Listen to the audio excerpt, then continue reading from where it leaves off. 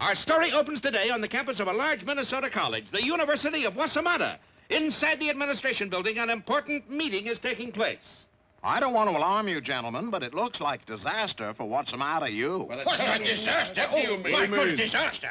What did he say? The Chancellor said we're facing disaster. Sing what? Disaster! I don't know the words. How about Camptown races instead? Gentlemen, unless we do something quickly, we will meet our doom. What did he say?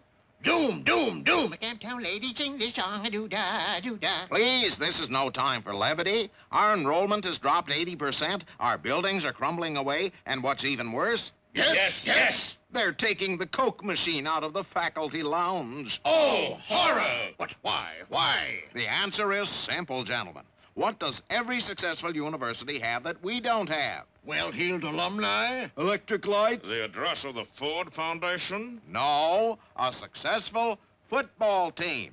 Do we even have a football team? Yes, Wossamotta U did have a team of sorts, but it hadn't scored a goal in 22 years. And it's time we did. Oh, I don't know. Seems a shame to spoil a perfect record like that. But Coach Rocky Canute had something to say about that. I move we get the best football team money can buy. Here. But how will we pay for it? How else? We'll fire a few English teachers. Yeah, who needs them? We all speak English already. Some of us do, anyway. You incinerating that I'm dumb? That your what? Dumb. Going to run all night, going to run all day. And so it was settled. 5 professors were sacked, and 5 football scouts were hired. All right, you guys, I want you to scour the city, comb the countryside, and especially beat the bushes. Why beat the bushes? The kind of fellas we want are probably living in them. Now, go on. The scouts sought high and low for candidates for football glory. They poked into every nook and cranny in the state. A couple of them even went further than that. They got completely lost and, as a result, wound up in Frostbite Falls, where, as fate would have it, Rocket Squirrel chose that moment to say... Gosh, Bullwinkle, I'm making a salami souffle and I'm all out of whiffle powder. Gad, this is fraught with portent. What's fraught with portent? This picture, see? There's Eddie Fraught and George Portent. Nice fellers. Bullwinkle, I gotta get down to the store and back before the salami souffle flops. Stop snuffling and speak up. Well, give me a hand, Bullwinkle. Delighted. Hurry! And propelled by mighty moose muscle, Rocky Flash cleared of town into the grocery store and back before you can say Jack Robinson. Jack Robin! Here I am! By golly, I couldn't at that. Of course, all this hadn't gone unnoticed. You know what this means, Chauncey? Certainly, a fluffy souffle. No, it means we found the football sensation of the year. I think he's too furry for a football. And that tail. Not the squirrel, the moose. He's the wrong shape for a football. But he's the right shape for a passer. Come on. And the 2 scouts dashed into Bullwinkle, pen in hand. Sign here, fella. It's a college scholarship. A scholarship? Certainly, I can see at a glance you're brainy. Yeah. You're intelligent. Yeah. Bullwinkle, you know who these fellas are? Pick and Pat? No. Gallagher and Sheen? No. Mullen Boyd? Fair and Wormer? No, they're scouts. If they're scouts, let's see 'em rub 2 sticks together. They're football scouts. Then let's see 'em rub 2 footballs together. Let's check the little old rule book, Edgar. Uh-oh. Trouble? Says here we can enroll anybody except a moose. Let me see that. Oh, Chauncey, that doesn't say moose. No? That's mouse. Hot diggity! Come on, sign. Okay. X. Bullwinkle, you know how to spell your name. Yeah, but I don't want to look like a show-off. That's not... Humble, that's me. Yeah, but... Mr. Modesty. But... When it comes to humility, I'm the greatest. So I see. And so it came to pass that a few days later, Bullwinkle Moose arrived on the campus of Wossamotta U. It's like a beautiful dream rock. There must be a catch in it somewhere. You sure you got everything, Bullwinkle? Well, let's see. I'm wearing my bell-bottom trousers and 3-tone shoes. Yeah. I got my ukulele and my hair stickum. Uh-huh. Do you have your textbooks? Don't bother me with details, Rock. Mr. Moose, I'm your counselor. Now, about your classes. I just wear 'em to read. No, your classes. I gotta go to classes? Of course. I told you there was a catch in it somewheres. Now, I'd suggest you take Introduction to Chemical Kinetics, Differential Calculus, and the History of the Peloponnesian Wars. Take 'em, I can't even pronounce them. Boy, they sound tough. I'll never have time to play football. Oh, you're a football player? The Frostbite Falls Flash. Want to see my clippings? From your last game? No, from my last haircut. It won't be necessary. You'll take the regular classes for an athletic scholarship. Which are? Personal grooming, crocheting, and reading modern classics. That last one sounds tough. What modern classic do I have to read? Dick and Jane at the Seashore. Well, that's more like it. I'm afraid so. Well, how you making out, Flash? Just dandy fool, Mr. Scout. You know who this is? Of course. The Scoutmaster. No, this is our coach, Rocky Canute. Put it there, pal. Oh, thanks a mill. It was getting a mite heavy. Maybe you better suit up, Moose. In a few moments, Bullwinkle was attired in his very own football uniform. Bullwinkle, you're barefoot. Yeah, I like to feel my toes grip the earth. Besides, they didn't have any size 22s. Well, let's see you throw one, Moose. Throw a game already? I haven't even started practicing yet. Not a game, a pass. Let's see you throw a forward pass. Okay. How's this? And Bullwinkle faded back, cocked his arm, and fired a forward pass that traveled a miserable 10 feet and fell to the ground. How's that, Coach? Coach? Gee, where'd he go? Over in a dead faint, that's where. Well, is this the end of Bullwinkle's sports career? Be sure to see our next episode, The Hidden Ball Play, or Goal is Where You Find It.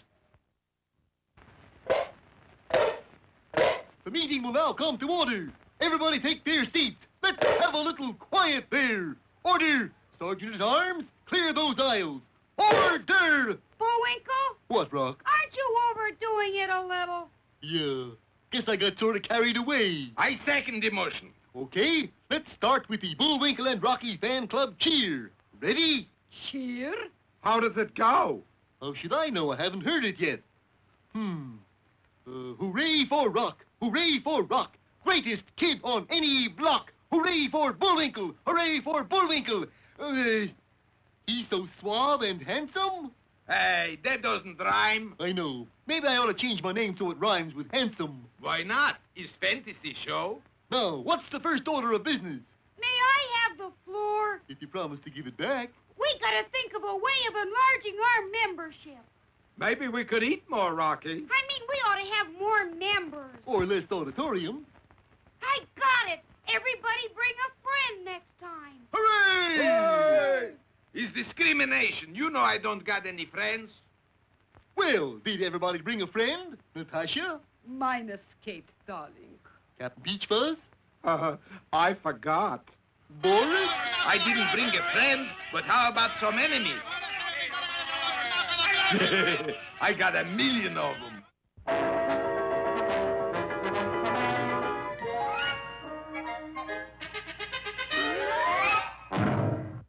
Well, Bullwinkle's career as a football player had quite a setback last time when Coach Canute said, Well, Moose, do you think you can pass? I don't know. I'll study hard. No, I mean a forward pass. Oh, that! Sure! How's this?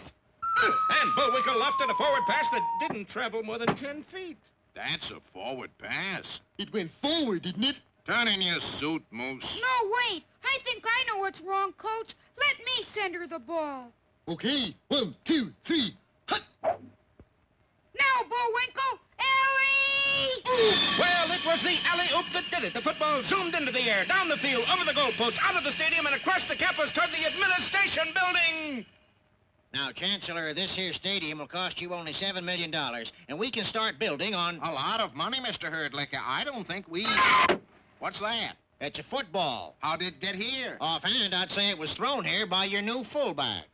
Well, don't just stand there, Herdlicker. Build something. And immediately work started on a brand new stadium for Wossamotta U. While on the practice field, Bullwinkle and Rocky worked out with the rest of the team. Ollie! Oof! I got it. Gee, not so hard, Bullwinkle. That's the third pass receiver we've lost today. We don't lose him, Rock. They pick him up in the next county. But passing wasn't Bullwinkle's only football talent. When he put his head down and charged, he could take out one whole side of the opposing line. That's what I like, a player who uses his head. It's also good for hanging hats on. Came time for Wossamotta U's first game with the Watchmakers Technical Institute. Or as it is known, tick-tock-tick. It wasn't a game. It was a slaughter. Ellie! Ooh. Ellie! A minute before the end of the game, with Wossamotta U leading 66-0, Coach Canute took Bullwinkle out. Immediately, things were different. In the next 60 seconds, Tick-Tock-Tick scored 60 points. But then the final gun sounded. Well, a big upset like that didn't go unnoticed. Wow! Look what the newspapers say about the game, Rock. I don't see anything. Look down here. Wossamotta 66, tick-tock 60. The type's too small for me to read. But as the season progressed, the headlines got bigger and bigger. Wossamotta U, 90. Barely normal, 0. Wossamotta 89, Purdy Polly 0. Wossamotta, 150. DuQuoin's Grammar School, 0. Little mix-up in the schedule there. Wossamotta was the only team in the nation which was undefeated and untied. Not untied, we're just a little loose is all. But on television, every silver lining has a dark cloud, and our show is no different. For in a downtown bat cave in a large city, some professional gamblers were posting betting odds on next week's game. Oh, boy. You see the odds on Wossamotta U? 200 to 1. Incredible. Well, Natasha, this is it. This is the time for me to turn over a new leaf. What? You know how I am, honey bun. Always destroying things, wrecking them, smashing them up. Yes. Well, now I'm going to do just the opposite of breaking things. You mean? Yes, I'm going to fix a game. Meanwhile, it wasn't all cleats and shoulder pads for our heroes. Eager to make good grades, they really had to burn the midnight oil. How come we're burning the midnight oil, Rock? They turn off the electricity at 10 o'clock. Oh, knit one, purl two, knit two, purl one, knit one, purl two. What are you doing, Bullwinkle? Studying for a test. In what? My toughest class, advanced crocheting. Knit one, knit two, purl one, purl two. Yeah, but why so fast? I'm cramming. Not that life at Wossamotta U was all work and no play. There were lots of typical collegiate good fellowship and hijinks. Howdy, fellers. How about seeing how many of us can pile into a phone booth? I don't think we've met, old boy. I know, but how about some typical collegiate good fellowship and hijinks? We could all go over to my place and swallow goldfish. But There's enough for everybody. I just got my allowance. you must be insane. Come on, chaps. We're all going over to picket Norman Mailer at the Student Union. Gee, Bullwinkle, What am I going to do with 300 goldfish? well, why But don't you... although Bullwinkle didn't know it, he had an even more serious problem. Well, Natasha, it's great to be back on the campus. Back. Boris, you went to college? Penn State? No, State Pen. But how are we going to convince Moose he should lose a football game? We got secret weapon, honey bun. Oh, I love secrets. Let's see. Here is secret weapon.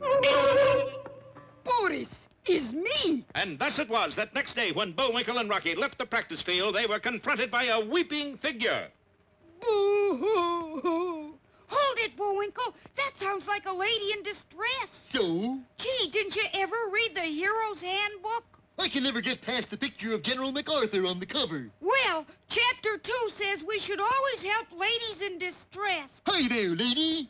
Are you in distress? This dress, that dress, who cares? I'm distraught. Do we help ladies in distraught? What's the trouble? It's about next Saturday's game. With Hard Knocks College. Don't worry, we'll mobilize them. That's just it. My little brother is on that team. Your brother? Crazy Legs Kalbfuss.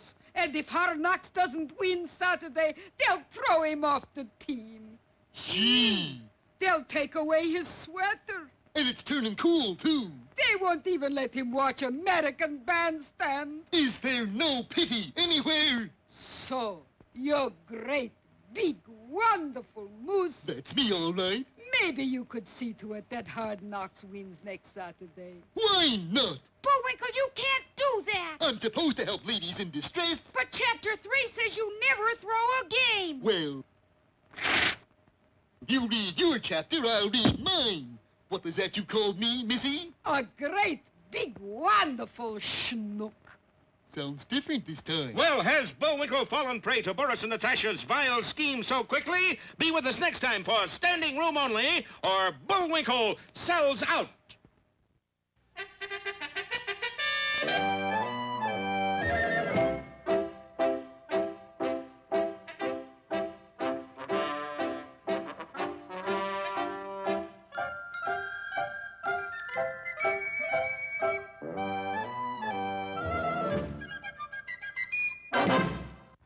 Peabody here, and for you poetry lovers, today's excursion into yesteryear will be a highly informative one. Are we going to visit Ogden Nash, Mr. Peabody? No, Sherman, the poetic personality we will tete-a-tete with is none other than William Shakespeare. We set the Wayback Machine for Warwickshire, England, in the year 1611, and in its customary ingenious manner, the Wayback deposited us before a small neighborhood theater, the Stratford-on-Avon. Now playing a new play by Will Shakespeare, Romeo and Zelda.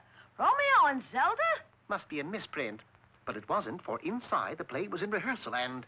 Zelda, wherefore art thou, Zelda? Instead of appearing on the balcony, Juliet, or rather Zelda, came marching out of the wings carrying a large flower pot. She left the stage and went directly to a familiar figure who was sitting all alone in the front row. That must be William Shakespeare, Mr. Peabody. And look, she's going to present him with a flower. She presented him with a flower, all right. Pot and all. That'll teach you to steal my play. It's a man wearing a disguise. Francis Bacon, if I'm not mistaken, and I never am. Bacon, you'll fry for this. Ushers, throw this pretender out. You haven't seen the last of me, Shakespeare. I'll be back. Are you all right, Mr. Shakespeare? Quite, my lad. But this comes at a most inopportune time. The play opens tonight. By the by, would you care to witness the initial performance? It would be an honor, sir. However, there's just one thing. Oh? Don't you think Juliet would sound better than Zelda? Juliet. Odds bodkins, sir, I like it. Juliet it shall be. So that evening saw the auspicious debut of a new play entitled Sam and Juliet. Sam? We'll work on him, Sherman. The play progressed smoothly, and the audience was very enthusiastic, all three of them. But during the balcony scene, things went suddenly awry. Juliet, wherefore art thou, Juliet? Poor Sam never found out, because without a warning, the ladder he was on unexpectedly gave way and... The play is ruined, irretrievably and hopelessly ruined. Why do you say that, Mr. Shakespeare? Because there isn't another actor who knows Sam's role. I do. A quick change of clothing, a new ladder, me, and the play resumed. Oh, hark, what hollow light burneth in yonder patio. Egad, the lad's an ad-libber. Verily, I shall ascendeth yon balcony and meet my beloved. Easy with your big toe, Sherman. You're crushing my collarbone. Juliet. Thou art wherefore, Juliet? You can well imagine Sherman's dismay when, instead of a lovely young maiden, a lovely young lion appeared. In one prodigious leap, the huge cat left the balcony and proceeded to empty the theater. He then turned on us. Run for your lives, the performance is cancelled. Quick, Mr. Peabody! No need to panic. We'll simply ring the curtain down. Oh, the tragedy of it all, that this should happen to me. If I ever found the rogue who owned that beast. That beast is mine. Bacon. With eggs. That did it. That terraced the sheet. We shall settle our grievances with a duel. Fountain pens at 40 paces. Fountain pen's my eye tooth. We shall settle it with pistols. Mr. Shakespeare, you can't fight a duel. I must. Mr. Peabody, you will act as my second, and you, young man, you shall be my third. At dawn the following day, the participants met on a misty common. You will each take 10 paces, turn, and fire. Go! Bacon and Shakespeare set off, but it was so misty that by the 10th step they were no longer visible. You've got to stop them, Mr. Peabody. They're liable to get hurt. Don't worry, Sherman. I have a plan. He dashed out into the mist to where a pile of bricks and a wheelbarrow of cement stood. What's this doing here? I put it here during the night. Now, the world record for erecting a brick wall is 3 seconds. I shall eclipse that. But Mr. Shakespeare and Mr. Bacon are going to fire. They did. Into the wall in 9/10 of a second. Just in time to stop the bullets. Well, that should settle Bacon's hash. And that should take care of Shakespeare. Bacon. The good police of Avon arrived at that moment and carted the duelist off to jail. Boy, am I glad that's over. Yes, a few days in the quiet confines of a cell should cool them off. Well, there's one thing that puzzles me, Mr. Peabody. How did William Shakespeare get the name Bard of Avon? A misnomer, Sherman. William Shakespeare was not called the Bard of Avon. He was Bard in Avon.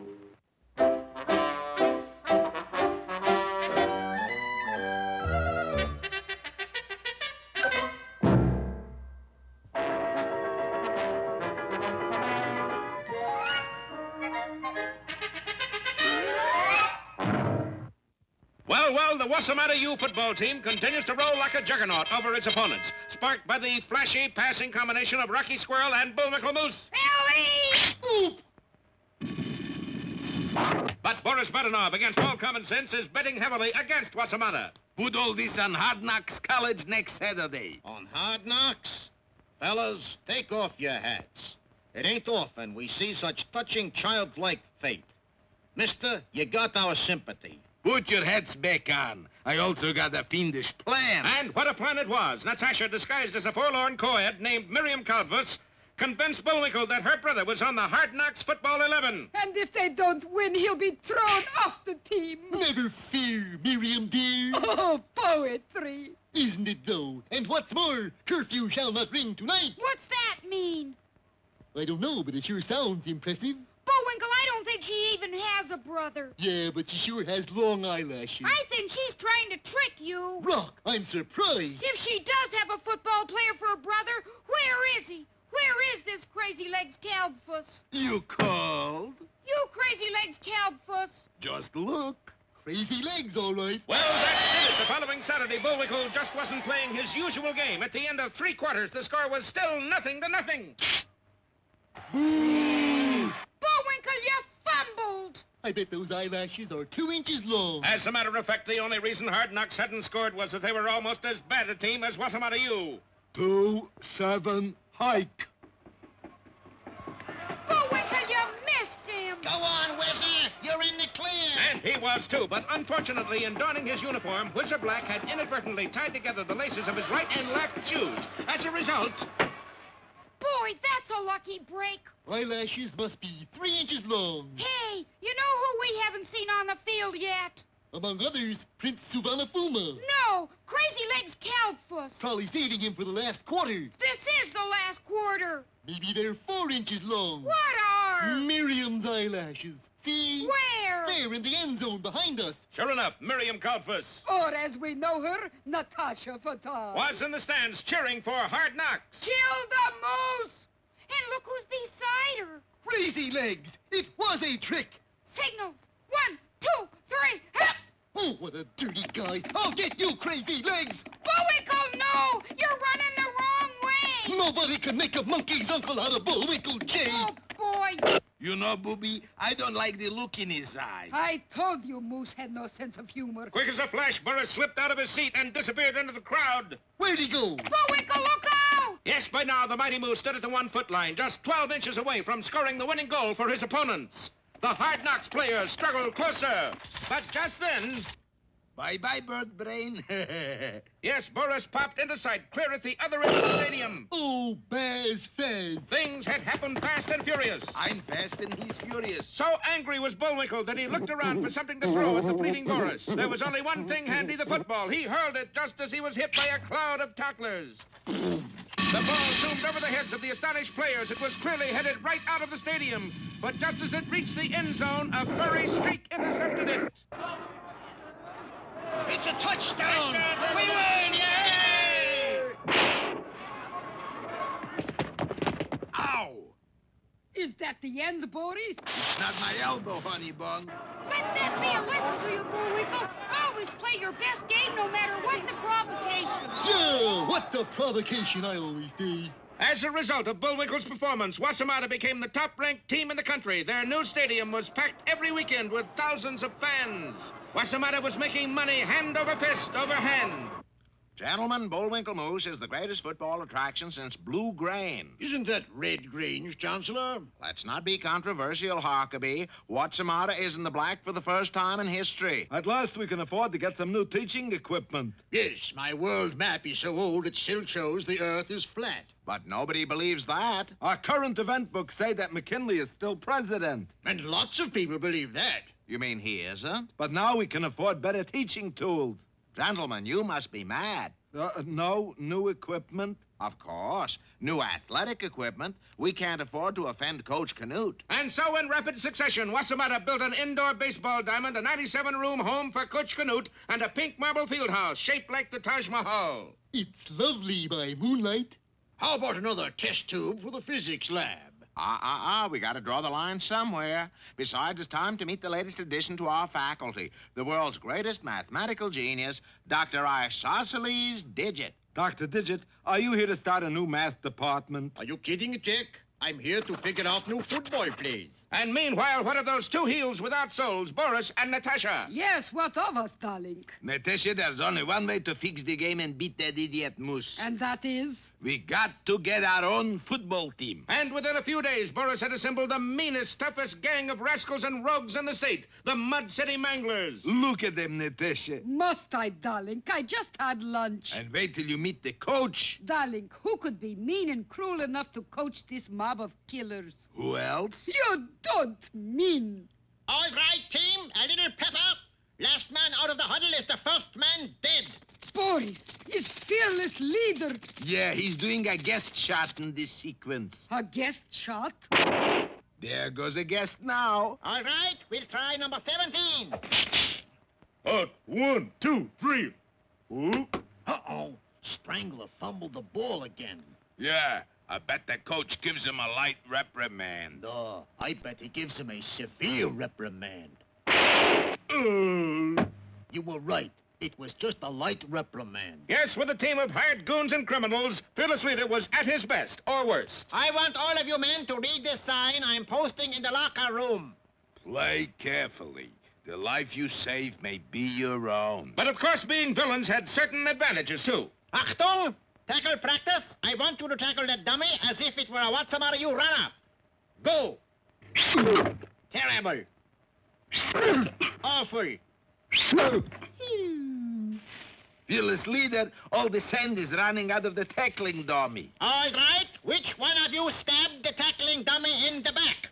It was me. You stabbed a defenseless dummy in the back? Yeah, what of it?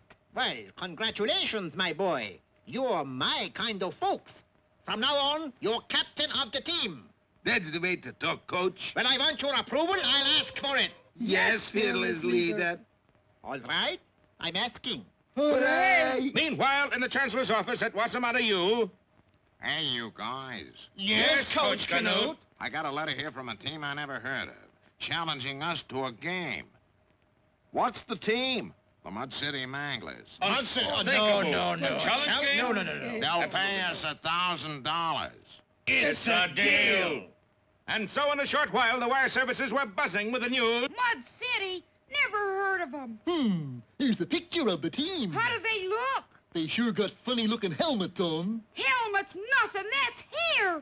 Bullwinkle, those are girls. Yes, to drive the odds even higher, the wily Boris had dressed his entire team in curly wigs and midi blouses. Bullwinkle, this is terrible. It is? What kind of game can you play with girls? Boy, this really is a children's show, isn't it? Parcheesi, of course. The photograph caused a sensation. Girls Challenge Nation's #1 team. Debutants to tackle Juggernaut. Little did the press of the nation know that the Mud City Manglers were a vicious gang of thieves, blackguards, and unspeakable Turks. All right, girls, and I use the term loosely. Time to check your equipment. Shoulder pads? Check. Spike shoes? Check. Poison for spikes? Check. Switchblade knives? Check. Brass knuckles? Check. Hand grenades? Check. Then we're ready. Just remember one thing. Yes. I want you to behave like ladies. Well, these are shady ladies indeed, and we'll see their fiendish plot unfold next time in Mail Bags or Homely Are the Brave.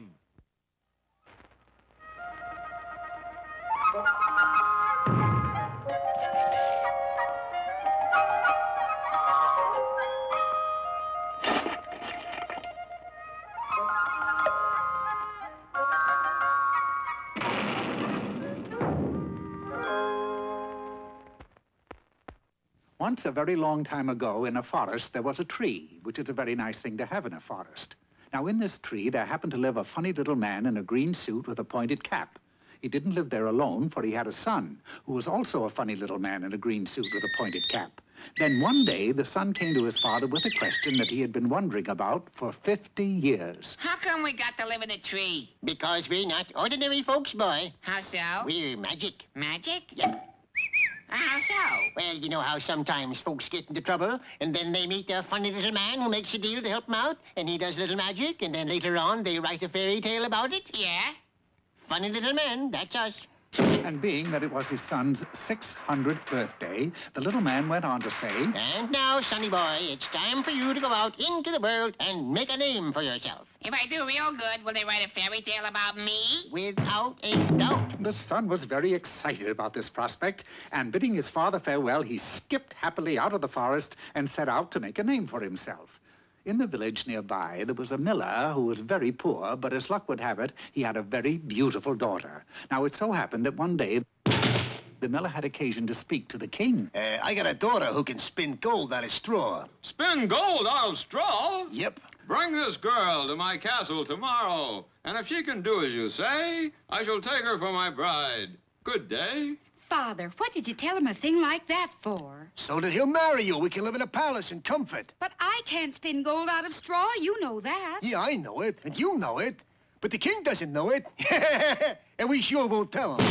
The next morning, the king placed the unfortunate miller's daughter in a room of the castle with a spinning wheel and a stack of straw. Now spin that straw to gold, or else. Thereupon, he carefully locked the door, and she remained alone. I don't want to be, or else. No! She began to softly weep.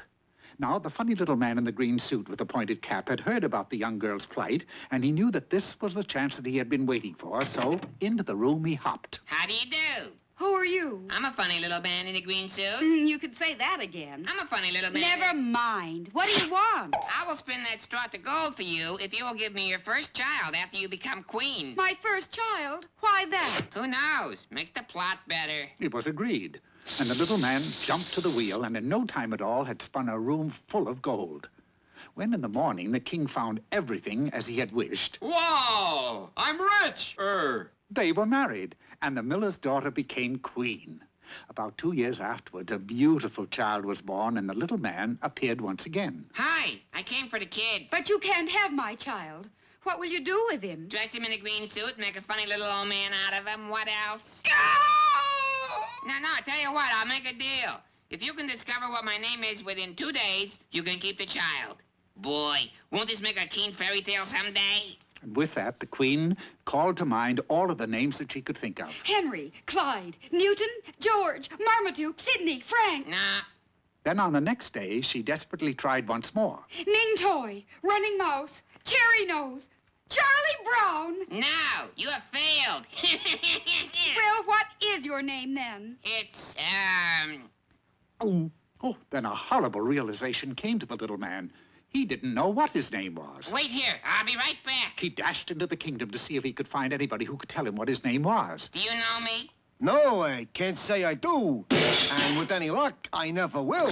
He asked everyone he chanced to meet, but nobody could tell him who he was. Finally, out of desperation, he went to an old wise man who lived in a hole in the ground. No, I don't know your name, but I know how you can find out. Tell me, quick. Get yourself a mailbox. Sooner or later, somebody will send you a letter. Then all you have to do is see what name is on the envelope. That was it. He was truly a wise man. Oh, I don't know. If I had any brains, I wouldn't be living in a hole in the ground. Now, would I? The little man did as he was instructed, and before long, he did receive a letter. He eagerly looked at the envelope, but when he saw what his name was, he was shocked. Rumpelstiltskin? What kind of a name is that? I can't go back to the queen and tell her that my name is Rumpelstiltskin. I'd be the laughingstock of the kingdom. And so the queen and her child lived happily ever after, for she never saw the funny little man in the green suit again. In fact, nobody ever saw the little man again because he was so ashamed that he changed his name to Louis Smith. And we all know that there's never been a fairy tale about Louis Smith. That is, until just now.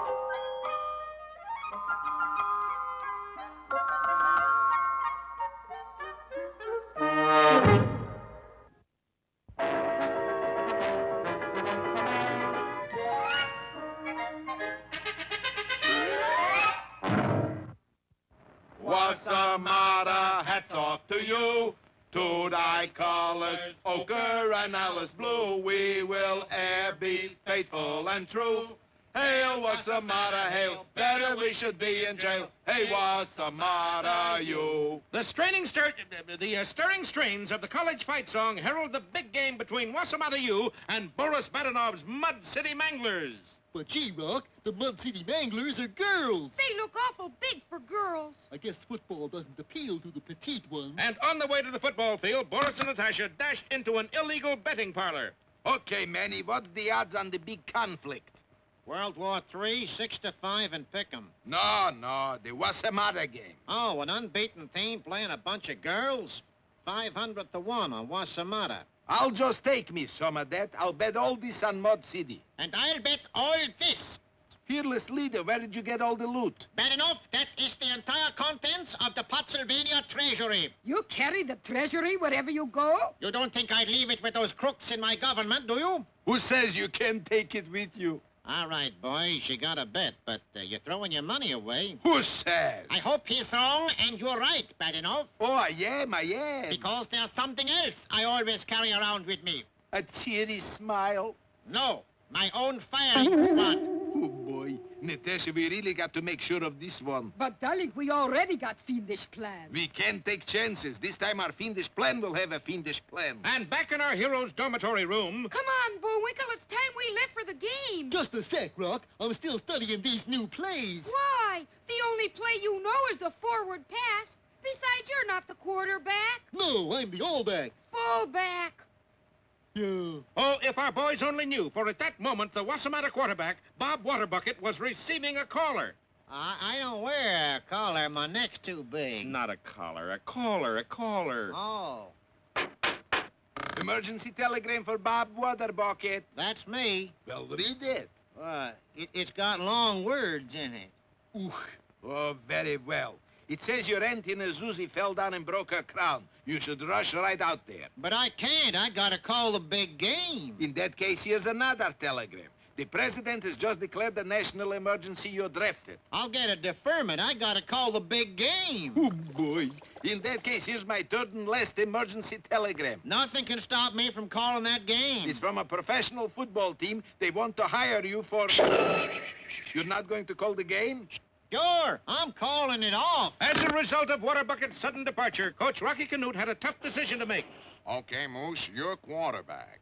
Boo! Oh, come on, fellas. Even the Moose should be able to beat a team of schoolgirls. But as we know, the Mud City Manglers are only disguised as girls. Actually, they're a tough bunch of thugs and plug uglies. But, Boris, suppose the Moose remembers all the plays. What plays? I got the only other copy of the diagrams here. Then what was Moose studying? The diagrams I substituted for them. Which were? For 3 weeks, the Moose has been studying battle plans for the Civil War. Or as we call it, the war between the states. Now, wait a minute. Who are you? Colonel Jefferson Beauregard Lisa. Yeah, but you're not part of our story. No, I'm from the League of Confederate Correctors. The League of Confederate Correctors? Every time a program refers to the late unpleasantness as the Civil War. You show up and correct them? That's right, Shug. We call it the war between the states. Yeah, but... I just can't abide the word civil. Meanwhile, in the locker room of the Mud City Manglers... Remember, if any of your opponents walks off the field under his own power, it means 20 lashes. All right, men, and I use the term loosely, take the field. The teams lined up, and Wossamotta kicked to the Manglers. Instantly, there was a huddle, and when it broke up, nobody appeared to have the ball. Who we supposed to tackle? Come on, which of you girls has the ball? What do you think I am, a rat? You got it, lady? And before the astonished crowd, the Manglers strolled innocently down the field past the baffled Wossamotta players. Then as they reached the goal line, one of the scoundrels pulled the deflated ball from under his midi-blouse. Touchdown! Touchdown! Any objections, wise guy? Miss, I'll thank you to keep a civil tongue in your head. A war between the states, tongue. Oh, boy. Now, wait, Mr. Referee. Did that really count 6 points? But of course not, Rocky. It counted 7 points. Well, with the referee intimidated, the Manglers had it all their own way. Hup! Pass it, Bullwinkle! Ollie! Oop!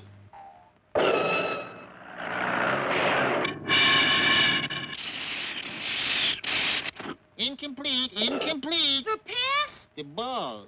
Are yous ready, Gertrude? Let's have it, Sybil. War between I said Sybil, not civil.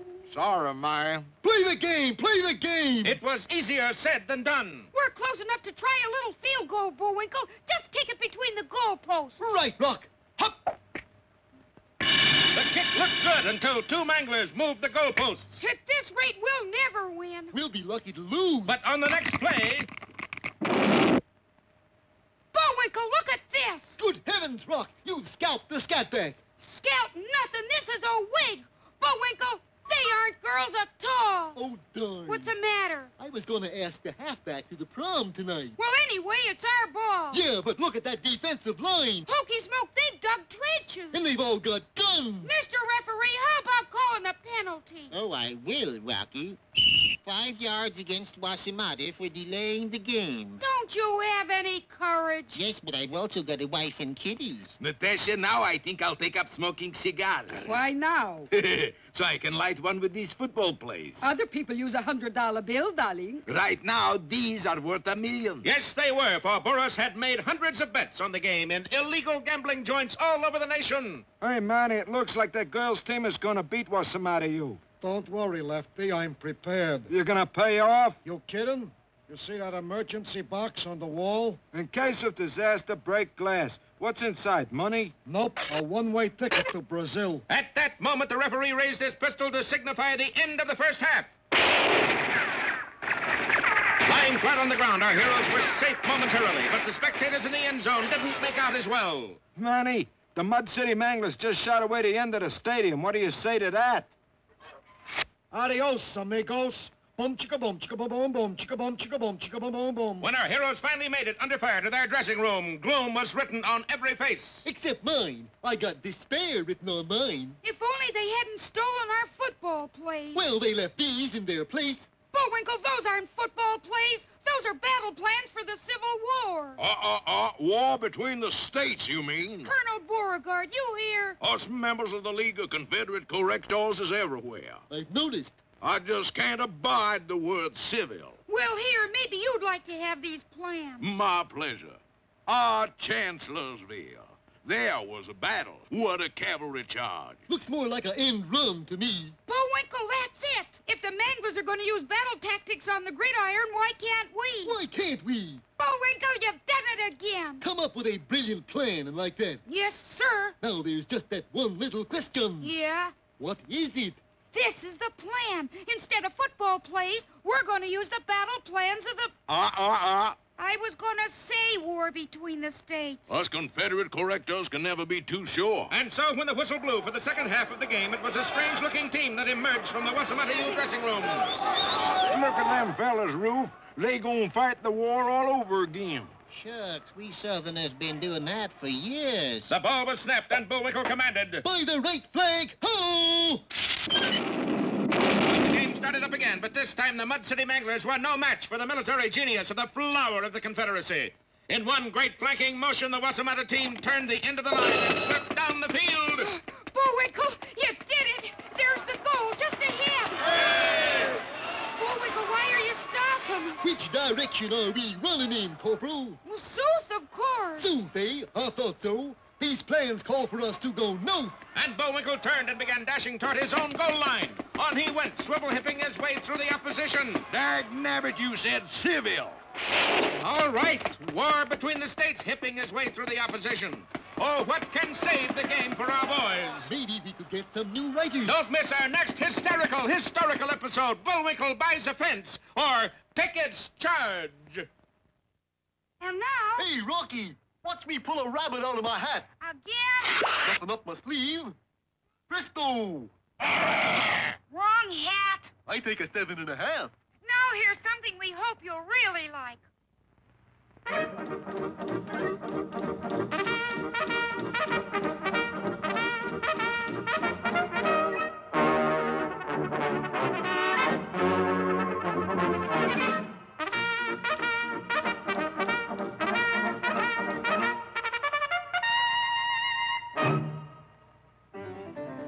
Well, the great mass of Canadian people were living with a certain amount of tranquility in the upper, lower, northwest-east region of Canada, a devilish plan was being hatched by that arch-villain, Snidely Whiplash. A plan, Homer, that will give us complete freedom to do the nasty little things we do. And they're nasty. Well, I'm going to print a fake newspaper reporting that I, Snidely Whiplash, am Dudley Do-Right's younger brother. Younger? Well, of course, you wouldn't expect me to say I was his older brother, would you? And Dudley, being such a sentimental fool, we'll be able to do all the mischief we want to. That's the Canadian way. In a short time, Whiplash had put his evil scheme to work. There, that ought to do the trick. So Homer, disguised as a newsboy, rode off to the RCMP camp to deliver the paper to Dudley. Paper, mister? I say, that was about the ugliest newsboy I've ever seen. I'll just catch a quick look before I give it to the inspector. Always like to see how Renfrew is making out. What? I can't believe it, but it's in the paper. It must be true. Snidely Whiplash found to be Dudley Do-Right's younger brother. Dudley Do-Right, get in here. Oh, yes, sir, Inspector, and have I got news. Wait till you hear this, Inspector. Later, Dudley, what I want to talk to you about is a man so sneaky, deceitful, and downright rotten that it disgusts me to mention his name. You know who that man is, Do-Right? Is it Sandy Simpson who runs that shady ice cream parlor? I saw him the other day, sir. Of course it isn't Simpson. It's Snidely Whiplash. You mean that clean-cut chap? Are you feeling all right, Dudley? Straightforward eyes, a firm chin, and just a hint of dimples around his cupid bow mouth? That's enough, Dudley. I want you to bring that sneaky snake in, do you hear? And on the double. The next day, Snidely was preparing to blow up the hotel when... Baby brother! Oh, hiya, Dudley. Oh, you naughty boy. I don't know how to tell you this, but blowing up hotels isn't worthy of a Do-Right. You see, besides being your big brother, I'm also a Canadian Mountie. So you see, I have to take you to see Inspector Fenwick. You did it, Dudley. You brought in that loathsome, repulsive, obnoxious... Now, just a doggone minute there. Sir, I won't have you talking about my baby brother that way. Your what? Go on, kick him, beat him. Don't you realize that all his life he's been kicked and beaten emotionally?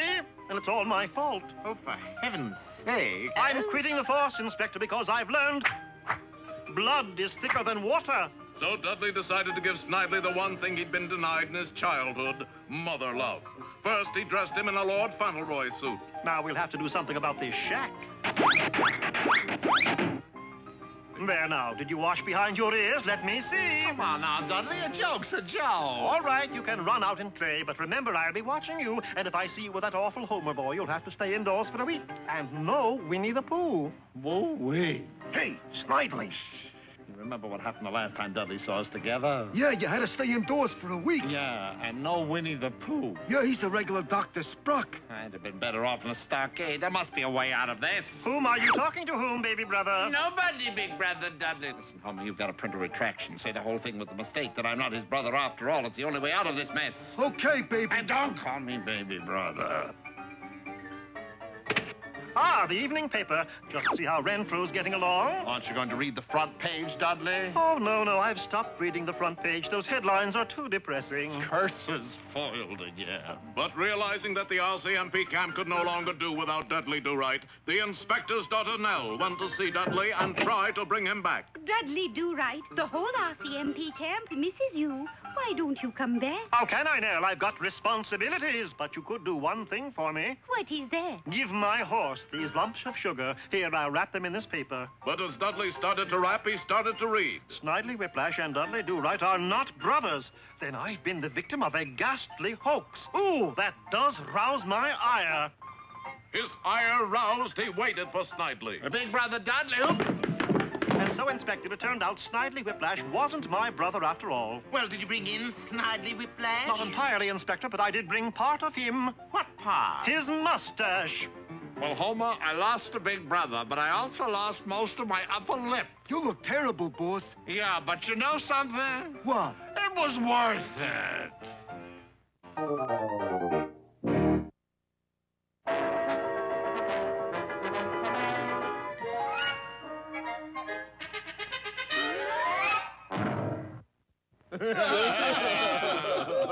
That loud wailing noise you hear is the sobbing of thousands of bookmakers all over the country. For every one of these illegal gamblers bet that unbeaten Wossamotta U would trounce a girls' team known as the Mud City Manglers, little realizing that the Manglers were owned by Boris Badenov and had been coached by fearless leader himself. Hold that line, fellows. Oh, they won't retreat, Badenov. How can you be sure? The second team is right behind them, with bayonets. Huh? See? The hapless bookies watched as the Manglers held Wossamotta U scoreless for the first half.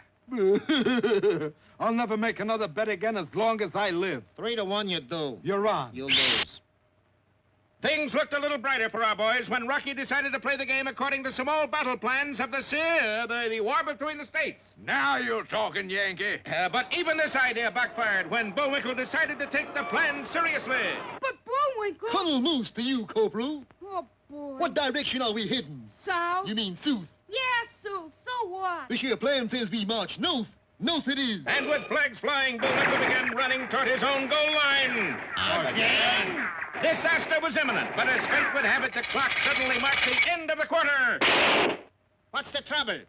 Now the teams change goals. Moose is now running in right direction. Yes, at that moment, Bullwinkle dashed into the end zone for a touchdown. Hooray! That's 6 points!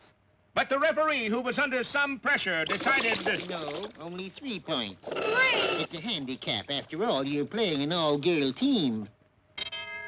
Yous wouldn't want to take advantage of a lady, would yous? But you're not a lady.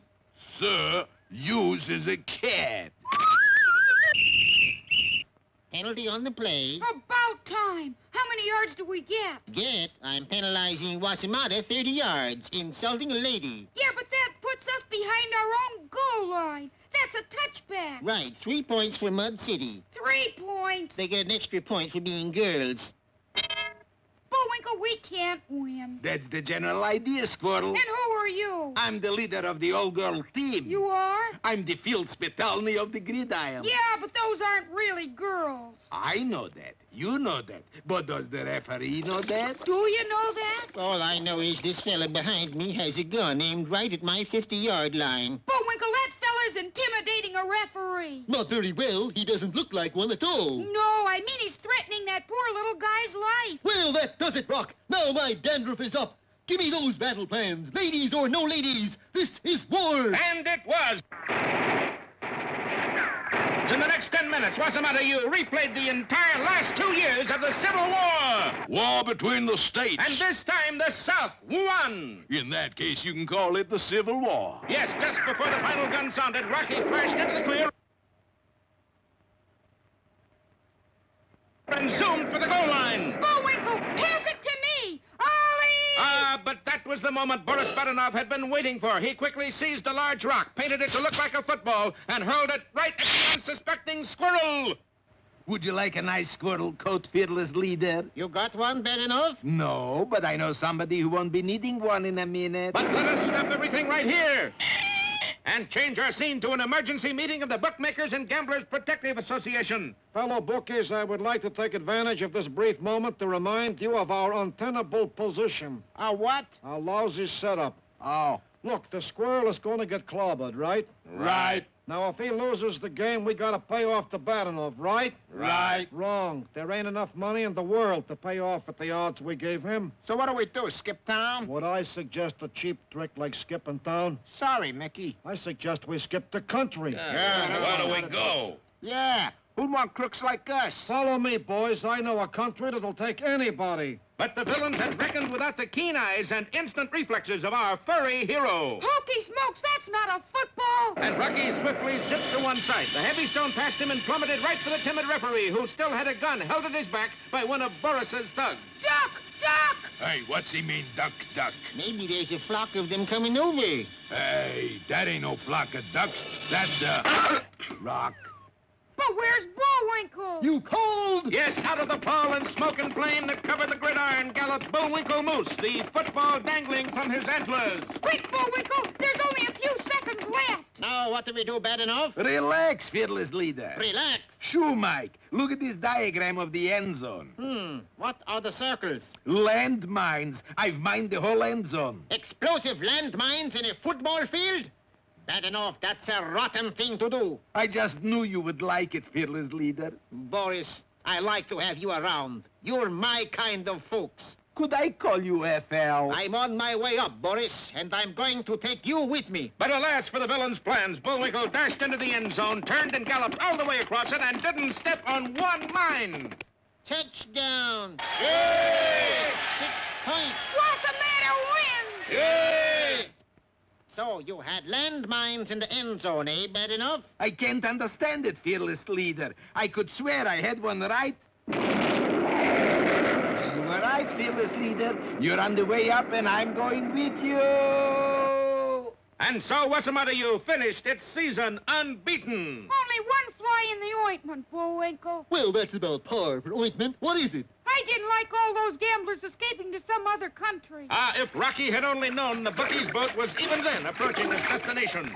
Well, there it is, man. Pottsylvania. And look, there's a reception committee to meet us. Hey, Charlie, if I ever get you 10, we goofed. Bet heavily, Schweinhund. It's a sure thing. And so we come to the end of another fun-filled episode of Rocky and Bullwinkle. You know, Rock, he sure got some funny ideas about fun.